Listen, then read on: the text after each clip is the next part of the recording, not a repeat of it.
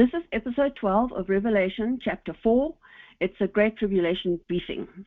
So the outline is just an introduction to chapter 4. So the brief recap of the 7 churches. Were there more than 7 churches at the time? And of course there was.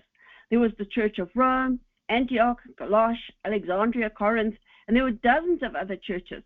At the time there were about 100 Christian churches, not just these 7, Ephesus, Smyrna, Pergamum, Thyatira, Sardis, Philadelphia, and Laodicea, here on the western coast of Turkey, or Asia Minor it was called then. So why these 7? Each of these 7 had unique problems in their day, which was 96 AD when John was sitting on Patmos and wrote these 7 letters to these 7 churches. Yet they embraced the problems facing all churches at all times, in fact, of all time. Every church of these 7 had some elements of all the 7 letters, even the complementary ones. These 7 letters are representative of 2,000 plus years of church history.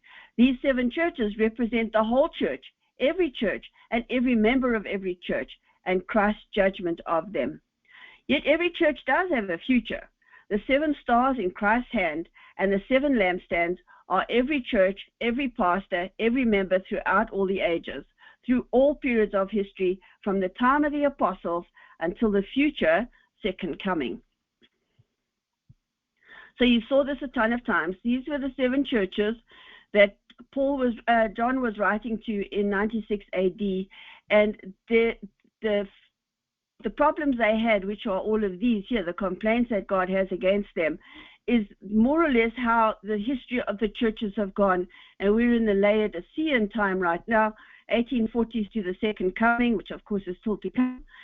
And Jesus has no compliment for us. He doesn't tell us he did nothing right. In fact, he says, you're lukewarm, spiritually poor, blind, naked, and I spit you out of my mouth. And the way to fix all these problems is to repent, repent, repent, repent, and repent. Just these 2, Jesus has no complaints about. So if you want to fix your problem, repent. So after the churches is the time of when the time of the Gentiles has ended, is when chapter 4 starts. And it does not take place on earth, but it's a vision and a visitation to heaven. This vision takes place after the period covered by the 7 churches, which is the time of the Gentiles has ended. The 7 churches are the past and the present. Revelation from chapter 4 onwards describes the future. From here onwards, Revelation describes the judgment of God on the apostate church, as well as on all mankind who are still alive on the earth at this future time. Not now, it's future. So, well, it could be tomorrow. Since the time of the apostles, 2,000 years ago, we've seen an increasing downward pressure on the church and the deterioration and pollution of its message.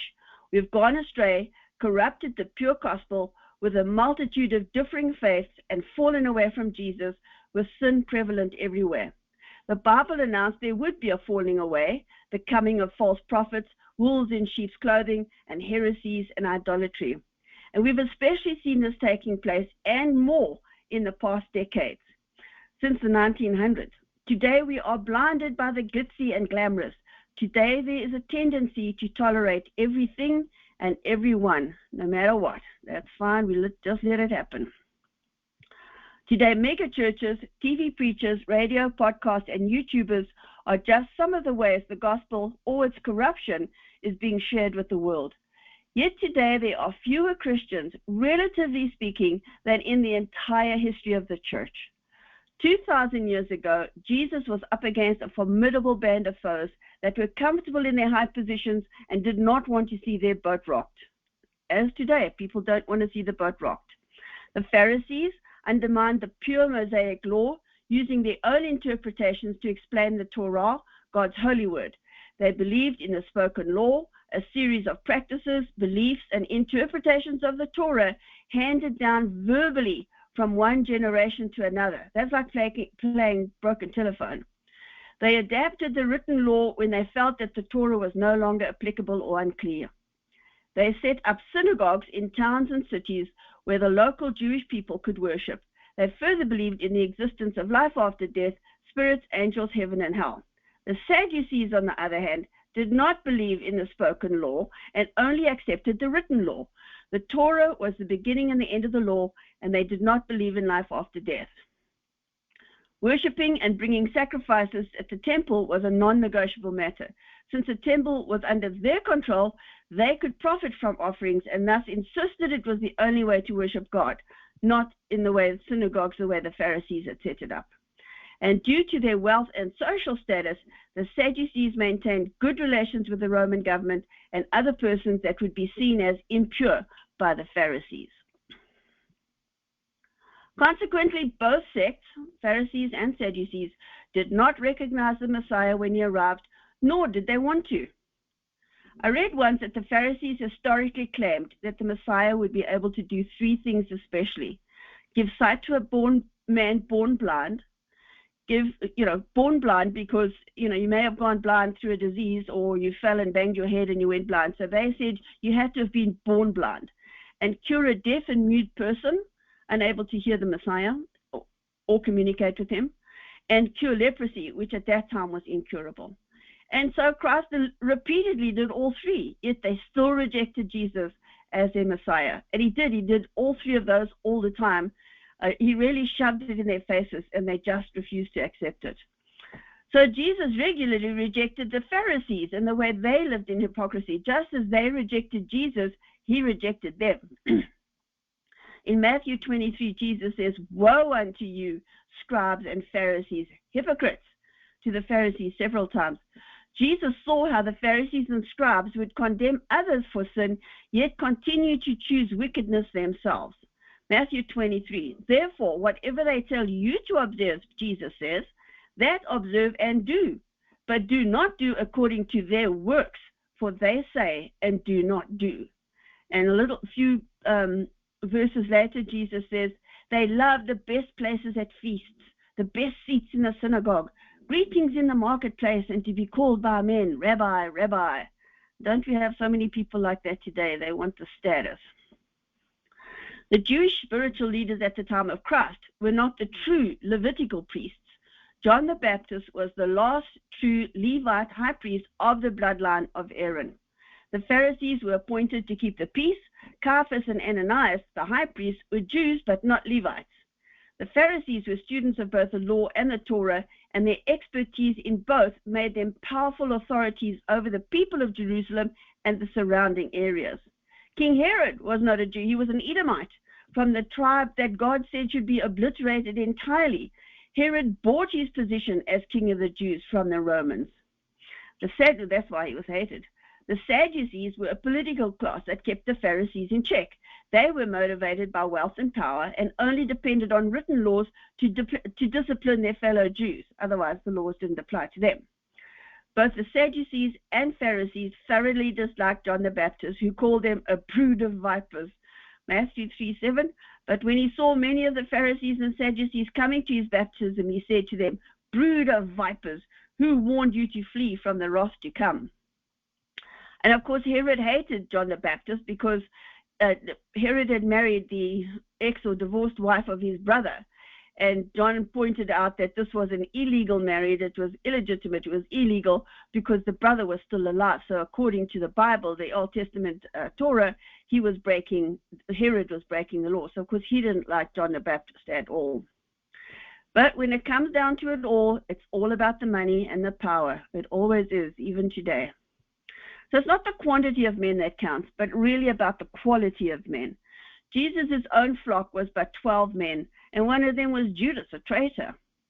Paul did all those missionary journeys around Europe and Asia, and his highest expectation as he traveled the known world was that he might save some. And he planted about 100 churches, so he did save some. Elijah thought he was alone as he hid from Jezebel in the remote cave, after he had slaughtered 850 of her false prophets.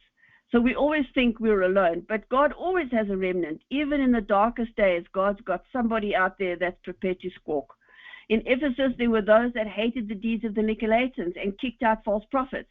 In Smyrna, they endured poverty and martyrdom. They were tossed to the lions rather than deny Christ. In Pergamos, they remained true to Jesus' name and did not renounce their faith, even in the face of Baal, Balaam, and Nicolaitans. In Thyatira, they persevered in the face of idolatry, corruption, and immorality, and not all followed their city's very own Jezebel. Sardis still had a few that were not defiled. Philadelphia struggled on and did not deny Christ and kept his word. And Laodicea is us now.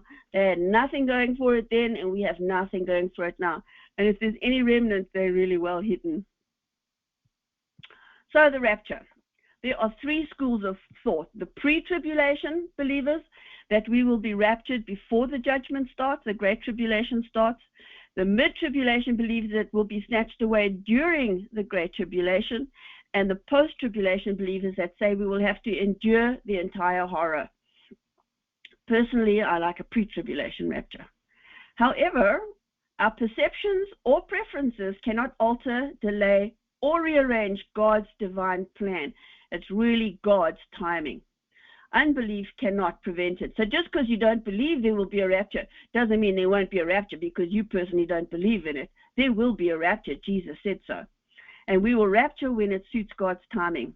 And Jesus confirms there will be a rapture. In Luke 17, I tell you, says Jesus, I tell you, in that night there will be two men in one bed. The one will be taken and the other will be left. Two women will be grinding together. The one will be taken and the other left. Two men will be in the field. The one will be taken and the other left. So I'm always amused when people are uncomfortable about something that they try and explain it away. So some preachers are nervous about the two men in one bed statement and say it means one man in America and one in China and both asleep in their own one bed, and at the same moment one of them will be raptured. If you're uncomfortable with that thing, then you're going to explain it away.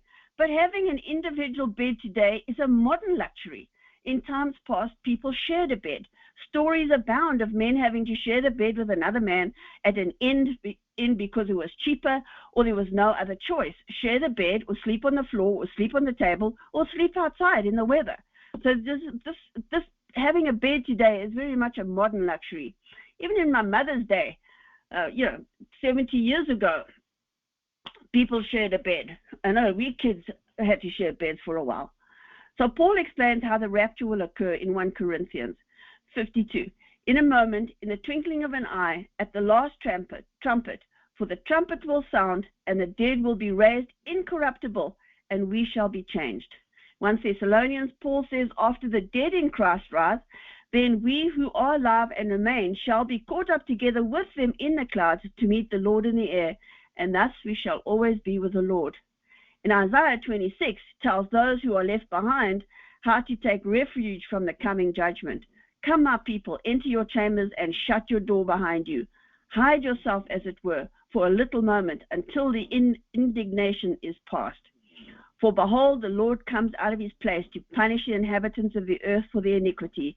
The earth will also disclose her blood and will no more cover her slain, and people will hide in caves. So is it going to be a pre-tribulation rapture, which of course my preference? In Matthew 24, Jesus himself tells us clues as to when the rapture will be. Matthew 24, Jesus says there will be wars and rumors of wars. Nation will rise against nation, kingdom against kingdom, famine, pestilences, and earthquakes. All these are the beginnings of sorrows. Matthew 24, a few verses later. See that you are not troubled, for all these things must come to pass, but the end is not yet. And a few verses later again, then they will deliver you up to tribulation and kill you, and you will be hated by all nations for my name's sake. People will betray each other, false prophets will arise, complete anarchy, no law and order, not a good time. And this gospel of the kingdom will be preached in all the world as a witness to all nations, and then the end will come. All these signs are already happening in one or more places in the world. There have been wars and rumors of wars for 2,000 years. There are regular famines, earthquakes, and pestilences. People are being killed for their faith today in Jesus in China. In Muslim countries, Christians are beheaded. And where Jesus says you will be killed and hated by nations for my name's sake. So many false prophets are always up there declaring they are the one, and people are calculating everybody's 666 name and seeing what it comes out at. Yet, thanks to the satellite TV and smartphones, the whole world can hear the gospel. So we can hope So can we hope for a pre-trib rapture? That's the one I'm going for. Is it a mid-tribulation rapture? After the signs of wars and betrayals and disasters, then the abomination that causes desolation will happen. Matthew 24 says, so when you see standing in the holy place, that's the third temple, the abomination that causes desolation, spoken of through the prophet Daniel, let the reader understand. And Jesus, paraphrasing in these four verses, Jesus says to flee to the mountains. Don't hesitate and go back for stuff. If you're pregnant or nursing, it will be a bad time, and pray it's not winter. 21, for then there will be great distress, unequaled from the beginning of the world until now, and never to be equaled again. If those days had not been cut short, no one would survive. But for the sake of the elect, those days will be shortened. So are you hoping for a mid-tribulation rapture? I'm still on the pre-trib one. Or the post-tribulation rapture. The deception will be so realistic that even the elect will believe this false prophet and this antichrist when he arises. Matthew 24 says, who then is the faithful and wise servant whom the master has put in charge of the servants of his household to give them food at the proper time? It will be good for that servant whose master finds him doing so when he returns. Truly, I tell you, he will put him in charge of his possessions. So if you're a good servant, if you're a good pastor, if you're doing your thing to promote the gospel, you're a good servant, and when Jesus comes and he finds you doing good things, he will put you in charge of all his possessions. This is one of the stories Jesus tells. But if you're a bad servant, the master of that servant will come on a day when he does not expect him, and at an hour he is not aware. He will cut him to pieces and assign him a place with the hypocrites, where there will be weeping and gnashing of teeth. Does that sound like a post-tribulation rapture?